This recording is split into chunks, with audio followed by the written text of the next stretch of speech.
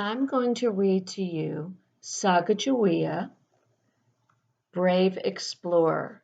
As I read this to you, I want you to think about what Sacagawea did that made her a good citizen.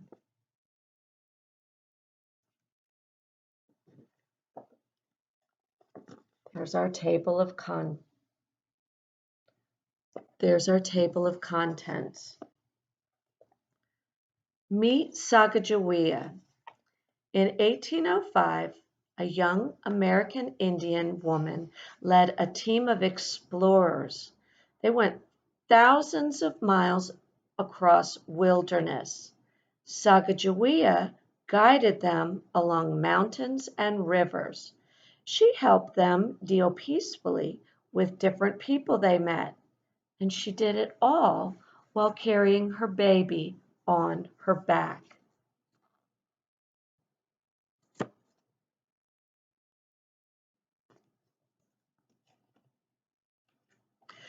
No one knows Sacagawea's exact birth date. She was born sometime between 1788 and 1790. She lived in an area that is now part of the state of Idaho. Sacagawea was a member of the Shoshone Indian tribe. She lived with her parents, two brothers, and a sister. The Shoshones were wanderers. That means they moved from place to place, carrying their teepees with them. They hunted, fished, and gathered roots and berries. The picture I'm going to show you is a picture of the Shoshone village.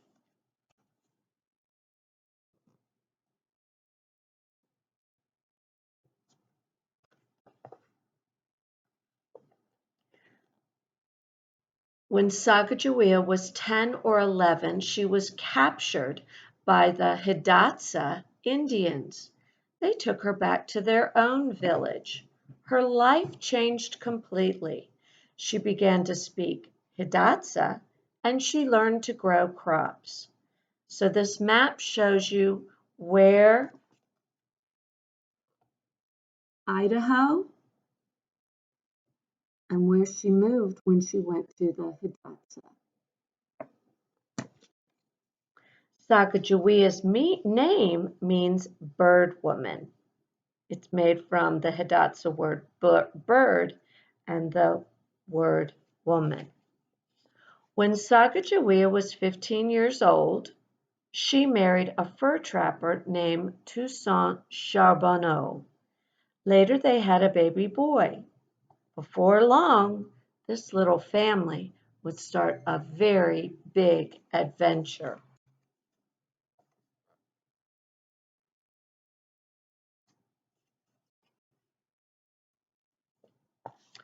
The next chapter is called The Louisiana Purchase. The United States was still a very new country in 1803. It was much smaller than today. President Thomas Jefferson believed that the country should grow. So he bought a big piece of land from France. That sale was called the Louisiana Purchase. It actually doubled the size of the United States. Now I'm going to show you a map. The orange and blue over here is what was the United States. The green is what Thomas Jefferson bought. And then this over here belonged to other countries.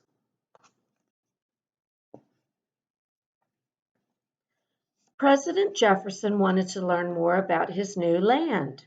He chose his secretary, Meriwether Lewis, to head an expedition. An expedition is a travel. Lewis asked his friend William Clark to help him lead the group of explorers. Lewis and Clark, led a group of more than 30 explorers.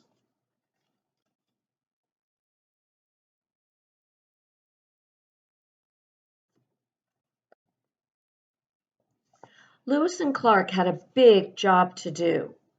They would try to find a river route that led to the Pacific Ocean.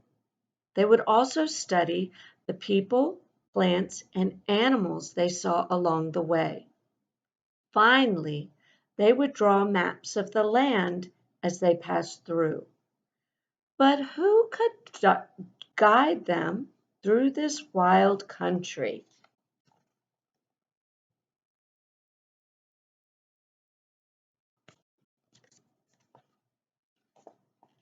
The next chapter is called Sacagawea Sets Out. Lewis and Clark met Sacagawea when they reached North Dakota in 1804. She spoke two Native American languages. She had lived out west and knew the land. Sacagawea was just the person to guide the expedition. Sacagawea's younger baby, Jean Baptiste, went on the trip, and Clark gave him the nickname of Pomp.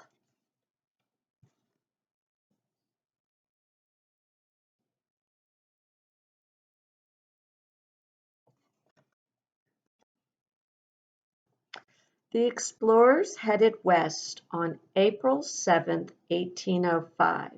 Sacagawea helped guide the group. She interpreted American Indian languages. That means she would translate from one language to another when people couldn't speak the same language. She helped set up camp, found roots and plants to eat. She also sewed and repaired clothing. Baby Pump rode on a cradle board strapped to his mother's back.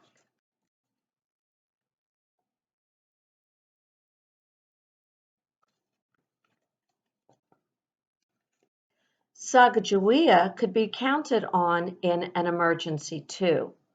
One day, as the group sailed along the Missouri River, one of the boats began to fill with water.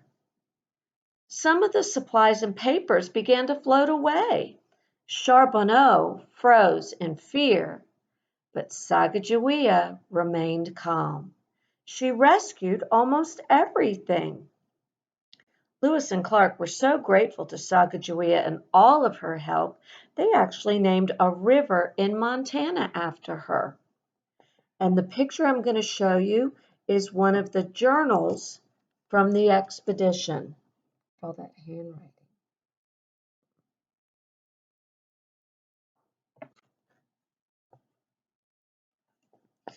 The group finally arrived at a place Sacagawea knew very well.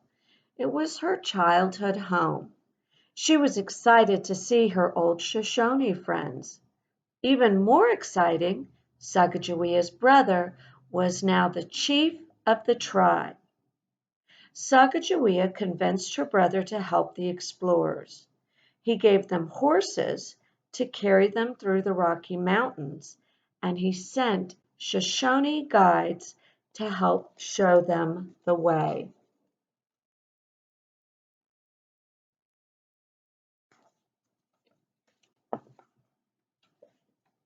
The next chapter is called End of the Adventure.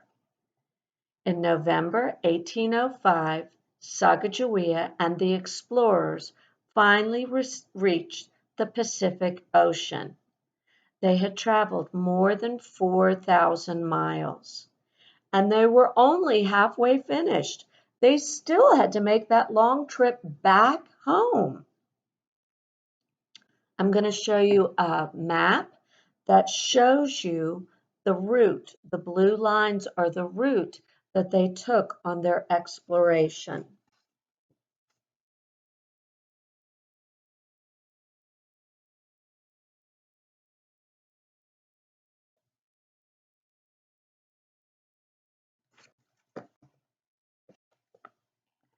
No one is sure how long Sacagawea lived after the trip, but one thing is certain though. It is hard to imagine the expedition without her. She was an interpreter, a guide, cook, peacemaker, and much, much more. She is one of America's earliest heroes. And what I'm going to show you is a timeline, meaning all the times in her life, like when she was born, when she helped out, and then this is actually a sculpture of her. There's the sculpture.